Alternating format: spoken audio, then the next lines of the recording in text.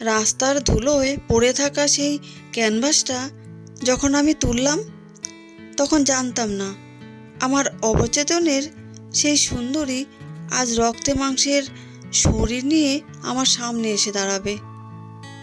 এক অদ্ভুত মায়ায় ঘেরা সেই চোখের চাহনি আর হুবহু মিলে যাওয়া সেই মুখের আদল, সবই সবই কি নিছক কাকতালীয়, নাকি কোনো এক গভীর রহস্যের শুরু? কে এই নারী? আমার কল্পনা, নাকি কোনো এক অলৌকিক সত্যি? হ্যালো, আমি অসীমা। স্বপ্নটার সত্যিতে আপনাদের আরও একবার স্বাগত জানাই। এখানে স্বপ্ন সত্যি হয়, আমি শুধু গল্প শোনাই। চলুন তবে আর দেরি না করে শুরু করি 87 নম্বর এপিসোডে আজকের গল্প সুন্দরী। হ্যাঁ, ঠিকই শুনেছেন, আজকের গল্প সুন্দরী। রাত তখন গভীর, গোটা শহর যখন ঘুমের চাদরে ঢাকা, তখন শুভ্রর স্টুডিওতে একটা টিমটিমে আলো জ্বলছে। ক্যানভাসের সামনে দাঁড়িয়ে শুভ্র যেন এক ঘোরের মধ্যে। ওর হাতের তুলিটা আজ যেন ওর নিজের বশে নেই। দ্রুত হাতে ও রঙের প্রলেপ দিচ্ছে। শুভ্রর কপালে বিন্দু বিন্দু ঘাম জমছে, কিন্তু সেদিকে ওর খেয়াল নেই। ও মাঝে মধ্যে দুপা পিছিয়ে গিয়ে দেখছে নিজের সৃষ্টিকে। হঠাৎই নিস্তব্ধতা ভেঙে ও বিড়বিড় করে উঠল, না, এই চোখের কোণটা আর একটু গভীর না করলে ওর রহস্যটা ঠিক ধরা যাচ্ছে না। চোখের কোণে কি সামান্য হাসির রেখা দেব, নাকি এক অদ্ভুত আভিজাত্য? অসাধারণ। আমি কি সত্যি এটা আঁকলাম, নাকি কেউ আমার হাতটা ধরে আঁকিয়ে নিল? নাম কি দেব তোমার? না, নাম দিয়ে তোমাকে একটা সীমানায় বাঁধবো না। তুমি আমার সুন্দরী, আমার কল্পনার শ্রেষ্ঠ মানবী। পরদিন সকালে রাস্তার কান ফাটানো কোলাহল, রিকশার হর্ন আর লোকজনের চিৎকারে শুভ্র যখন তার আঁকা বাঁকা সেই স্বপ্নের ফ্রেমটা নিয়ে গ্যালারির দিকে যাচ্ছিল, তখন রাস্তার মোড়ে একটা কালো গাড়ি সজোরে ব্রেক কষল। চমকে গিয়ে শুভ্রর হাত থেকে ছবিটা ছিটকে পড়ল রাস্তার ধুলোয়। শুভ্রর মেজাজ তখন তুঙ্গে। আরে ধ্যাত, মাঝ রাস্তায় এভাবে কেউ গাড়ি থামায়? চোখ নেই আপনাদের? আমার ফ্রেমটা যদি ভেঙে যেত বা ছবিতে দাগ পড়তো, তার দায়িত্ব কে নিত? আপনারা কি জানেন এটার দাম কত? গাড়ির দরজা খুলে এক স্নিগ্ধ চেহারার তরুণী নেমে এলো। শুভ্রর দিকে তাকিয়ে সে খুব নরম আর লজ্জিত সুরে কথা বলতে শুরু করলো। আমি সত্যিই খুব দুঃখিত। আসলে হঠাৎ একটা বিড়াল সামনে চলে এসেছিল, তো তাই ড্রাইভারকে ব্রেক কষতে হলো। আপনার খুব লেগেছে নাকি? আর ছবিটা কি খুব ক্ষতি হয়েছে? আমি কি কোনোভাবে আপনাকে সাহায্য করতে পারি? ট্রাফিকের শব্দগুলো হঠাৎ যেন মিলিয়ে গেল। একটা ধীরগতির বেহালা বাজতে শুরু করলো। শুভ্রর মুখ দিয়ে তার কোনো কথা সরল না। ও পাথরের মতো স্থির হয়ে মেয়েটির মুখের দিকে তাকিয়ে রইল। এ কাকে দেখছে ও? হুবহু ওর ক্যানভাসের সেই মানবী। শুভ্র তোতলামি করে বলে উঠল, আপনি আপনি এখানে? আমি তো এখানেই থাকি। কেন, চিনতে পারছেন না? ও আচ্ছা, আপনি বোধহয় আমার গাড়ির ধাক্কায় একটু ঘাবড়ে গেছেন। আমি সীমা। আপনি এভাবে আমার দিকে তাকিয়ে আছেন কেন? আগে কি কোথাও দেখেছেন আমাকে? না, আপনি সীমা নন। আপনি আপনি সুন্দরী। কি কি বললেন? সুন্দরী? দেখুন, আমি জানি আমি দেখতে মন্দ নই, কিন্তু অপরিচিত কেউ এভাবে মাঝ রাস্তায় আমার এমন নাম ধরে ডাকলে মানে একটু অদ্ভুত লাগছে। কেন বললেন এই নামটা? নিজের হুঁশ ফিরে পেয়ে? ও না না, ক্ষমা করবেন, আসলে আমি একজন চিত্রশিল্পী। আমি গত 7 দিন ধরে দিনরাত এক করে একটা ছবি এঁকেছি। বিশ্বাস করুন, আপনার মুখ, আপনার ওই চোখের কোণের তিলটা হুবহু এক। আপনি জিজ্ঞেস করলেন না আমি চিনি কি না? না, আমি আপনাকে চিনি না, কিন্তু এই মুখটা আমার অবচেতনে ছিল। আমি একে ভালোবেসে সুন্দরী বলে ডাকি। তাই নাকি? আমার মতো দেখতে ছবি? বিশ্বাসই হচ্ছে না। কোথায় সেই ছবি, দেখি একটু। শুভ্র কাঁপা কাঁপা হাতে ধুলো মাখা ছবিটা তুলে ধরল। সীমা ছবিটা দেখা মাত্রই ওর মুখটা ফ্যাকাশে হয়ে গেল। ও অস্পষ্ট সুরে বলে উঠল, ও এটা এটা তো অসম্ভব। আপনি আমায় আগে কোথাও দেখেননি তো? কোনো বিয়ে বাড়িতে বা অনুষ্ঠানে? আপনার আঁকা এই তিলটা পর্যন্ত ঠিক সেই জায়গাতেই আছে যেখানে আমার আছে। এটা কি করে সম্ভব? কোনো দিন না, আমি আজই আপনাকে প্রথম দেখলাম। কিন্তু এই ছবিটা আমার সাধনা, আমি একেই খুঁজেছি এতদিন। আপনার কল্পনা তো খুব শক্তিশালী শুভ্রবাবু, কিন্তু আমি রক্তে মাংসের মানুষ। আমার নাম সীমা রায়চৌধুরী। আমাদের দেরি হয়ে যাচ্ছে, তবে আপনার কাজটা দারুণ। এই নিন আমার কার্ড, কোনো দিন সময় হলে আমার গ্যালারিতে আসবেন, হয়তো আপনার ভালো লাগবে। আসি তাহলে, আপনি আসবেন তো? শুভ্র উত্তরের জন্য মুখ খুলল, কিন্তু তার আগেই গাড়িটা বেরিয়ে গেল। শুভ্র শুধু তাকিয়ে রইল চলে যাওয়ার গাড়িটার দিকে। বাতাসে ভেসে আসছে জুঁই আর চন্দনের এক অদ্ভুত মিশ্রণ সুগন্ধ। শুভ্রর মনে হলো ও যেন এক নতুন পৃথিবীতে পা রেখেছে।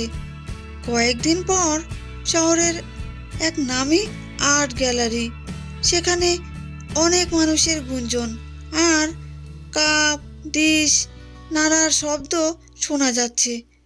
আয়োজক বিকাশবাবু শুভ্রর কাছে এগিয়ে এলেন। আরে শুভ্র, তুমি তো কামাল করে দিয়েছ। তোমার এই সুন্দরী ছবিটা কেনার জন্য 3-4 জন শিল্পানুরাগী লাইন দিয়ে দাঁড়িয়ে আছে। বলো তো, এই মডেলটা কে?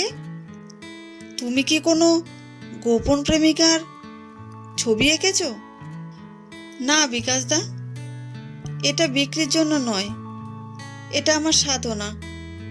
আর মডেল কেউ নেই বিকাশদা, এটা আমার কল্পনা। কল্পনা? ওই দেখো, তোমার কল্পনার মানবী ঠিক তোমার পেছনেই দাঁড়িয়ে আছে। তার মানে তুমি আমাদের কাছে সত্যিটা লুকাচ্ছ। শুভ্রবাবু দ্রুত ঘুরে দাঁড়ালো, দেখলো নীল রঙের শাড়িতে সীমা দাঁড়িয়ে আছে। ওকে আজ অপার্থিব লাগছে। আপনি এসেছেন? আমি ভাবিনি আপনি আসবেন। আমার খুব ভালো লাগলো আপনাকে দেখে। আপনার ছবির টানে আসিনি শুভ্রবাবু, এসেছি এটা জানতে যে আপনি আমার অনুমতি ছাড়া পোর্ট্রেট আঁকলেন কিভাবে। এটা কি কোনো স্টকিং? আপনি কি আমায় অনুসরণ করেন? বিশ্বাস করুন সুন্দরী, আমি জানতামই না আপনার অস্তিত্ব আছে। আপনি যদি চান আমি এক্ষুনি এই ছবিটা নষ্ট করে দেব, কিন্তু আপনি কি অস্বীকার করতে পারেন যে আমাদের দেখা হওয়াটা কোনো একটা অলৌকিক সংকেত? প্রকৃতি আমাদের মেলাতে চেয়েছিল বলেই কি এমনটা হয়নি? সীমা কিছুক্ষণ চুপ করে থেকে আশেপাশের ভিড় এড়াতে ওরা গ্যালারির খোলা বারান্দায় গিয়ে দাঁড়ালো। বাইরে তখন মেঘলা আকাশ, দূরে ট্রেনের কুঝিকঝিক শব্দ শোনা যাচ্ছে, আর হু হু করে ঠান্ডা বাতাস বইছে। আপনি খুব অদ্ভুত কথা বলেন। আপনার এই জেদটা কিসের? আমাকে সুন্দরী ডাকার জেদ? আপনি কেন আমাকে আমার আসল নামে ডাকতে পারেন না? এটা জেদ নয় সীমা, এটা সত্যি। আপনি কি আয়নায় নিজেকে দেখেন না? আপনার ভেতরে যে আভিজাত্য আছে তা কি আপনি অনুভব করেন না? দেখি, কিন্তু আমার ভেতরের একাকিত্বটা তো আয়নায় ধরা পড়ে না। সবাই শুধু বাইরের রূপটা দেখে। আপনিও কি তাই দেখছেন? না, আমি আপনার সেই শূন্যতাটা আঁকতে চাই। আমাকে কি সেই সুযোগ দেবেন? আমি আপনার ভেতরের মানুষটাকে ক্যানভাসে ধরতে চাই। আপনি কি ভয় পাচ্ছেন না? মানুষ বলে আমার সাথে যারা মিশতে চায় তাদের জীবনে কোনো না কোনো বিপদ নেমে আসে। আপনি কি সেই বিপদের মুখোমুখি হতে পারবেন? সৌন্দর্যের সাথে বিপদের একটা পুরনো সম্পর্ক আছে। আমি সেই ঝুঁকি নিতে রাজি। সীমা শুভ্রর কথার কোনো উত্তর দিল না। হঠাৎই ওর চোখের দৃষ্টিতে এক রহস্যময় ছায়া ফুটে উঠল। ও একটা ছোট কার্ড শুভ্রর হাতে দিয়ে দ্রুত পায়ে বারান্দা ছেড়ে হলের ভিড়ের দিকে হাঁটতে শুরু করলো। শুভ্র অবাক হয়ে দেখল সীমার ওই নীল শাড়ির আঁচলটা বাতাসে উঠছে, আর ও দ্রুত পায়ে ভিড়ের মধ্যে মিশে গেল। ও শুভ্রকে উত্তরে কিছু না বললেও ওর চলে যাওয়ার ভঙ্গি বলে দিল। ও শুভ্রকে আমন্ত্রণ জানিয়ে গেল। শুভ্র একলা সেই বারান্দায় দাঁড়িয়ে রইল। হঠাৎই নিস্তব্ধতা ভেঙে দূর থেকে একটা পিয়ানোর শব্দ ভেসে এলো। পিয়ানোর সেই সুরটা যেন কোনো এক গভীর যন্ত্রণার কথা বলছে। শুভ্র অবাক হয়ে ভাবল, এই পিয়ানোর সুরটা কোত্থেকে আসছে? গ্যালারিতে তো কোনো পিয়ানো নেই। তবে কি এটা নীলকুঠির কোনো সংকেত? পিয়ানোর সুরটা আরও জোরালো হলো, আর ঠিক তখনই আকাশ ভেঙে ঝমঝম করে বৃষ্টি নামলো। সেই বৃষ্টির শব্দ আর পিয়ানোর সুরের মাঝে একা দাঁড়িয়ে শুভ্র শুধু কার্ডের সেই নামটার দিকে তাকিয়ে রইল, নীলকুঠি। তবে কি শুভ্রর স্বপ্নের সুন্দরী আর বাস্তবের সীমার মাঝে কোনো অলৌকিক বিভীষিকা লুকিয়ে আছে? শিল্পী শুভ্রর এই স্বপ্নের শেষ কোথায়? নীলকুঠির সেই ভয়ঙ্কর রহস্য জানতে পরদিন বিকেলে ঘড়ির কাঁটায় তখন ঠিক 4টে। শহর থেকে বেশ কিছুটা দূরে এক নির্জন প্রান্তরে দাঁড়িয়ে আছে সেই রহস্যময় অট্টালিকা নীলকুঠি। শুভ্র যখন গেটটা ঠেলে ভেতরে ঢুকলো, এক অদ্ভুত নিস্তব্ধতা ওকে গ্রাস করলো। চারিদিকে শুধু নীল অপরাজিতা আর বনলতার মেলা। শুভ্রর মনে হলো এই বাগান যেন বহু বছর ধরে কোনো এক গোপন ব্যথার সাক্ষী হয়ে দাঁড়িয়ে আছে। পায়ের নিচে শুকনো পাতার মচমচের শব্দ তুলতে তুলতে ও এগোতে লাগলো। বাহ, শহর থেকে এত কাছে এমন একটা মায়াবী জায়গা আছে জানা ছিল না। নামটা সত্যি সার্থক, নীলকুঠি। চারিদিকের এই নীল আভা যেন বিষণ্ণতার রং মেখে আছে। পায়ের শব্দ থামলেও দূরে বারান্দায় বসে থাকা সীমার গয়নার রিনরিন শব্দ পাওয়া যাচ্ছে। সে গুনগুন করে একটা সুর ভাসছে। শুভ্র দেখলো বারান্দার এক কোণে সীমা বসে আছে। ওর পরনে একটা ধবধবে সাদা শাড়ি, যেন কোনো এক বিষণ্ণ রাজকুমারী। শুভ্র সিঁড়ি দিয়ে ওপরে উঠে একটু দূরে দাঁড়িয়ে ধীর গলায় বলল, অনুমতি আছে ভেতরে আসার? নাকি শিল্পী হিসাবে আমার প্রবেশাধিকার শুধু ক্যানভাস পর্যন্তই সীমাবদ্ধ? আপনি তো অনুমতি ছাড়াই আমার মনের ক্যানভাসে ঢুকে পড়েছেন শুভ্রবাবু। এখন আর এই কাঠের গেটের অনুমতির কি দরকার? আসুন আসুন, বসুন। চায়ের কাপে চা ঢেলে সীমা খুব যান্ত্রিকভাবে চায়ের কাপটা শুভ্রর দিকে এগিয়ে দিল। ওর হাতের আঙুলগুলো যেন কাঁপছিল। শুভ্র সেটা লক্ষ্য করলো। চিনি ছাড়া চা তো? আমি মনে রেখেছি, আশা করি আপনার অপছন্দ হবে না। আপনি তো শুধু আমার ছবিটাই মনে রাখেননি সীমা, আমার পছন্দগুলো দেখছি মুখস্থ করে ফেলেছেন।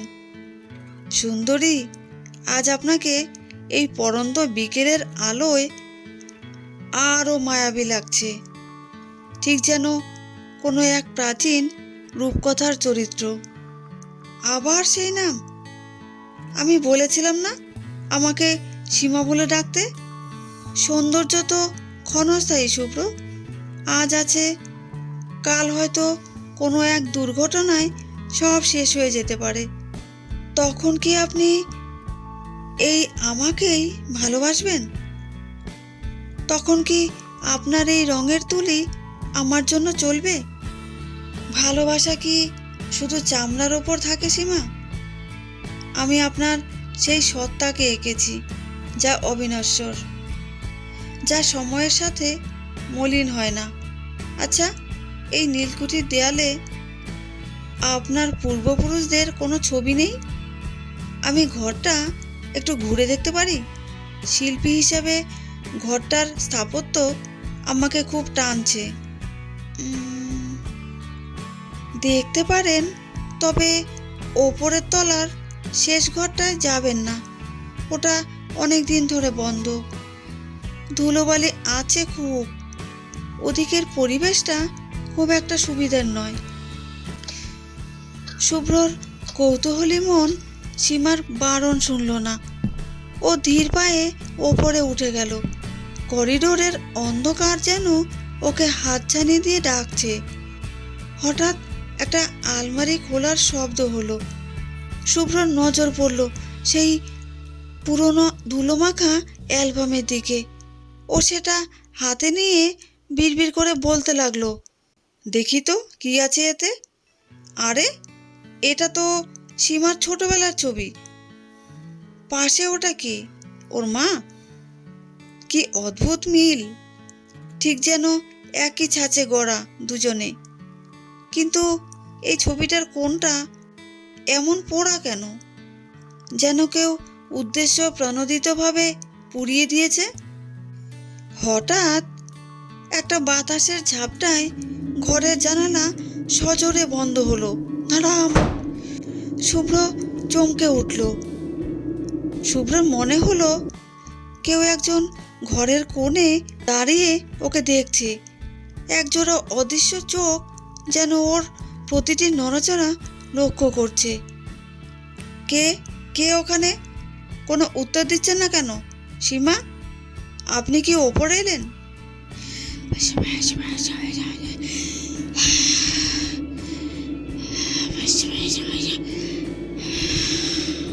বাতাসে কেউ যেন ফিসফিস করে কিছু বলল, কিন্তু শুভ্র তার মানে বুঝতে পারল না। এক হিমশীতল আতঙ্ক ওর শিরদাঁড়া দিয়ে নেমে গেল। ও হন্তদন্ত হয়ে নিচে নেমে এলো। কি হলো শুভ্রবাবু? মুখটা এমন ফ্যাকাশে দেখাচ্ছে কেন? ওপরের ঘরে কি কিছু দেখলেন? আমি তো বারণ করেছিলাম ওদিকে যেতে। না, মানে ওই ওপরের ঘরে একটা ছায়া দেখলাম মনে হলো। জানলাটা একা একাই বন্ধ হয়ে গেল। সুন্দরী, এই বাড়িতে কি আপনি একাই থাকেন? কোনো কাজের লোক বা অন্য কেউ নেই? এত বড় বাড়ি আপনি একা সামলান কি করে? একাই থাকি, তবে মাঝে মাঝে মনে হয় কেউ একজন আমার ওপর নজর রাখছে। আমার প্রতিটি পদক্ষেপে তার ছায়া পড়ে। আপনি কি বিশ্বাস করেন শুভ্র, মানুষ মরার পরেও তার সৌন্দর্য আর মোহ এই পৃথিবীতে আটকে থাকতে পারে? আত্মা কি কখনো রূপের মায়ায় বন্দী হতে পারে? এসব কি কথা বলছেন সীমা? আপনি কি কোনো বিপদে আছেন? আপনার চোখ বলছে আপনি কিছু লুকাচ্ছেন। আমায় বিশ্বাস করতে পারেন। সীমা হাত সরিয়ে নিয়ে, বিপদ আমার নয় শুভ্র, বিপদ আপনার। আপনি আমার যে রূপটা দেখেছেন সেটা হয়তো একটা মরীচিকা। আপনি কি জানেন আমার এই গলার নীল হীরাটা, এটা আসলে একটা অভিশপ্ত পাথর। এটা যার কাছে থাকে সে পৃথিবীর সব পায়, শুধু শান্তি পায় না। মা বলতেন এই হীরাটা প্রেমের সমাধি। পিয়ানোর সেই বিষণ্ণ সুরটা আবার দূর থেকে ভেসে আসছে। এবার সুরটা অনেক বেশি তীব্র শোনাচ্ছে। শুভ্র কান খাড়া করলো। ওই তো সেই সুর যেটা গ্যালারিতে ও শুনেছিল। ওই তো পিয়ানো বাজছে। আপনি তো এখানে আমার সামনে বসে আছেন সীমা, তবে ওটা বাজাচ্ছে কে? ওপরে তো কেউ নেই। ওটা আমার মা, মৃণালিনী দেবী। তিনি আজও বিশ্বাস করেন যে বাবা ফিরে আসবেন। বাবা অন্য এক সুন্দরীর মোহে মাকে ছেড়ে চলে গিয়েছিলেন। মা সেই শোকে নিজেকে পুড়িয়ে মেরেছিলেন এই নীলকুঠিতেই। মা সুন্দরী মেয়েদের সহ্য করতে পারেন না। আপনি আমাকে সুন্দরী বলে ডাকেন বলেই মায়ের আত্মা রেগে যাচ্ছে। দেখুন, আপনার ক্যানভাসটা দেখুন। শুভ্র দ্রুত ক্যানভাসটা বের করতেই ওর আর্তনাদ বেরিয়ে এলো। ওর সযত্নে আঁকা সেই মুখটা কেউ যেন কয়লা দিয়ে লেপে দিয়েছে। পুরো ছবিটা ঝলসে কালো হয়ে গেছে। এ কি, আমার আঁকা ছবিটা কে এটা নষ্ট করলো? এটা তো ব্যাগের ভেতরে ছিল। আপনি কি দেখেছেন সীমা? এটা অসম্ভব। আমি বলেছিলাম না এখানে আসা আপনার ঠিক হয়নি। মা আপনাকে আমাদের দুজনের মাঝখানে বাধা মনে করছেন। উনি চান না আমি আবার কাউকে ভালোবাসি।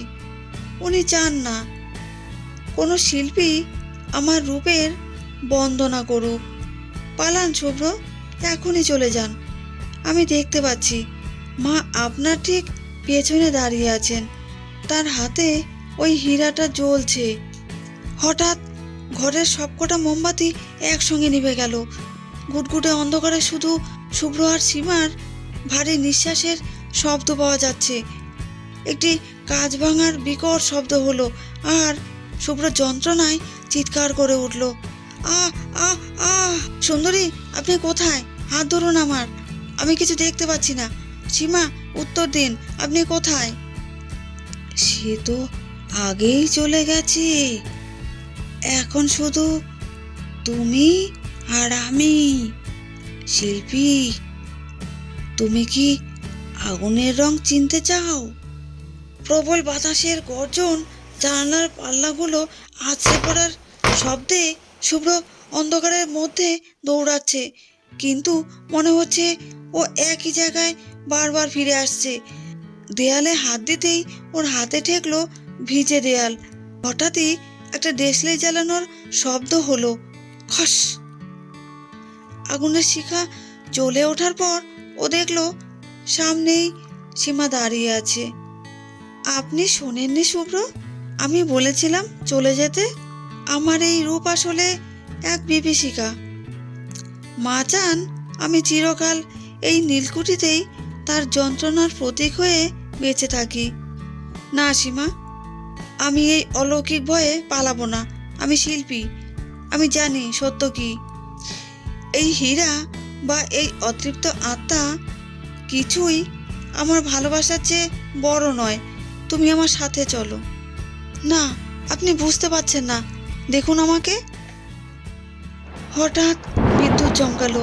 সেই আলোয় শুভ্র দেখলো সীমার মুখটা ধীরে ধীরে কুঁচকে যাচ্ছে। ওর যৌবন যেন মুহূর্তে ধুলোয় মিশে যাচ্ছে।